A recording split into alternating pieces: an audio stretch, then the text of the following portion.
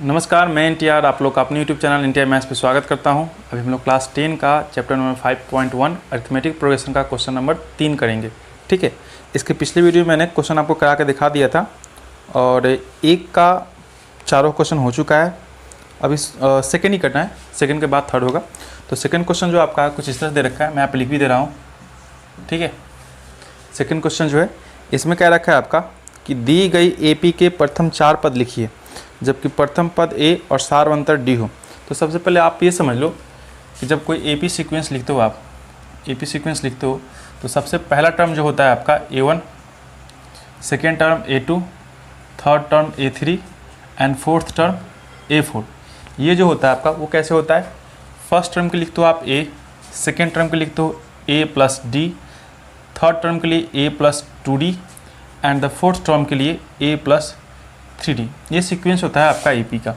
ठीक है, AP का क्या होता है, ये सीक्वेंस होता है जब टर्म लिखा जाता है। तो अब क्वेश्चन के अकॉर्डिंग आपको पहले क्या दे रखा है, आपको दे रखा है फर्स्ट क्वेश्चन के लिए कि A का मान 10 और D का जो मान है ये भी आपका 10 होना चाहिए। तो आप ही बताइए कि अगर A का मान 10 है तो यहाँ पर प्लेस करोगे, मैं इसको और इधर लिख दूँ। क्वेश्चन नंबर फर्स्ट के लिए यहाँ से दिख रहा होगा ना आप लोगों को कि A के लिए 10 है एंड D के लिए 10 है।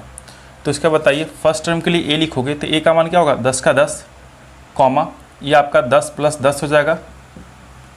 सेकेंड में 10 प्लस में 2 इंटू 10 क्योंकि A का मान भी 10 है और D का मान भी 10 है। ठीक है, फिर से कॉमा A प्लस में 3 इंटू 10। ये सीक्वेंस 4 आ गए। और कहता तो हम लोग और लिख सकते थे, लेकिन यहाँ पे 10 का 10 कॉमा 10 और 10 कितना हो गया, 20।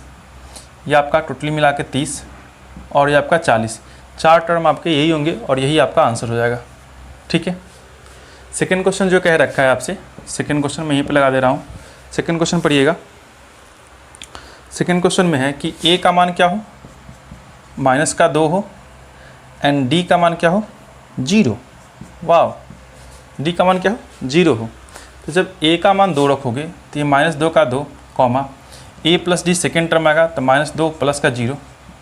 थर्ड टर्म कौन सा आएगा, -2 और प्लस 2 गुने 0 एंड द फोर्थ टर्म क्या होगा आपका, -2 प्लस 3 गुने 0। ठीक है, यही तो जाएगा ना सीक्वेंस। फिर से क्या होगा, ये -2 का 2, ये भी -2, ये भी -2 और ये भी -2। यही फोर्थ टर्म आ जाएंगे और यही आपका आंसर हो जाएगा। क्लियर इतनी सी बात। एक और क्वेश्चन देखते हैं, थर्ड नंबर क्वेश्चन। और इस क्वेश्चन में आपसे ये कह रखा है कि A का मान कितना हो, 4 हो एंड जो कॉमन डिफरेंस है वो आपका -3 का है, -3 का है कॉमन डिफरेंस। तो बताइए यहाँ पर A के लिए क्या करोगे, 4 कॉमा 4 प्लस D का मान कितना है, -3। तो आपको यहाँ -3 कर लेना है प्लस 2 गुने -3 कॉमा 4 प्लस ये 3 गुने -3 हो जाएगा, 3 गुने -3। ठीक है, जहाँ जहाँ पे A था वहाँ पे मैंने 4 रखा है और जहाँ जहाँ पे D था वहाँ पे मैंने -3 रखा है, क्योंकि क्वेश्चन में हमें -3 ही दे रखा था। बस इसको सॉल्व कर लो। ये 4 का 4, ये 4 में से 3 गया 1 कॉमा ये हो जाएगा आपका 3 दूना का 6 माइनस का 6 प्लस का 4 तो -2 और ये हो जाएगा, देखिए 3 3 9 माइनस का और ये प्लस का 4 है तो -5 बचेगा। ये सीक्वेंस आपका आ जाएगा, है ना, 4 1 -2 और -5। ये हो गया हमारा 1 2 एंड 3 क्वेश्चन कंप्लीट हुआ। 2 क्वेश्चन इसमें और बचे हुए हैं, उसे भी कर लेते हैं हम लोग। ठीक है, तो ऊपर का मैं 2 क्वेश्चन मिटा रहा हूँ, यहाँ से आप लोग लिख लिए होंगे।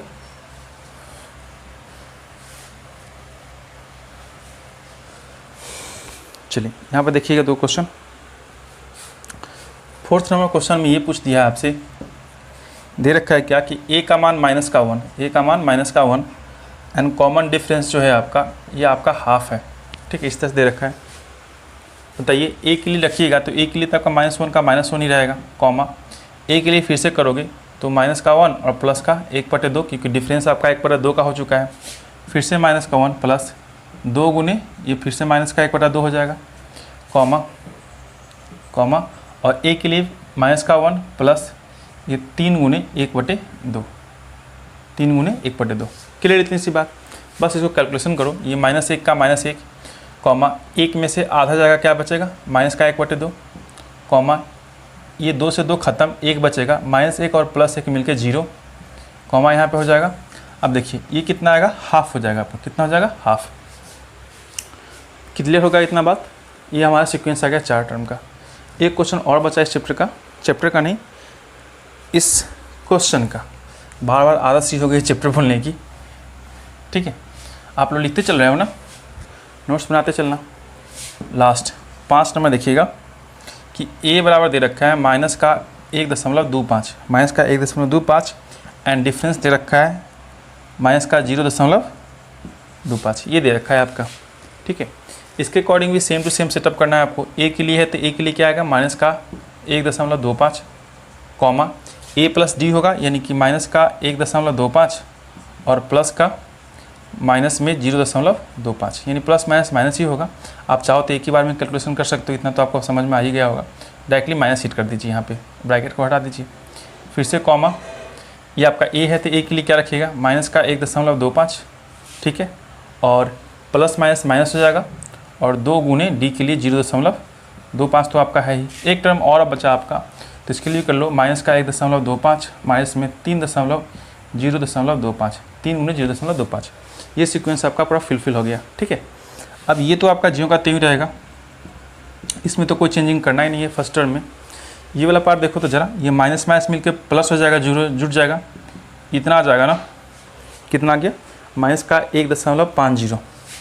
नेक्स्ट इसको देखोगे ज़रा, 2 में अगर 25 को गुना करेंगे तो आपका 50 होगा, यानी 0.5, 0.5 में अगर -1.25 जोड़ोगे तो ये कितना होगा, -1.75 और कॉमा लास्ट में क्या होगा, ये 25 थी, ये 75, यानी कि -0.75 में अगर -1.25 जोड़ोगे तो टोटली मिला के 2.00 हो जाएगा, यानी कि आप 2 ही रख के छोड़ दो।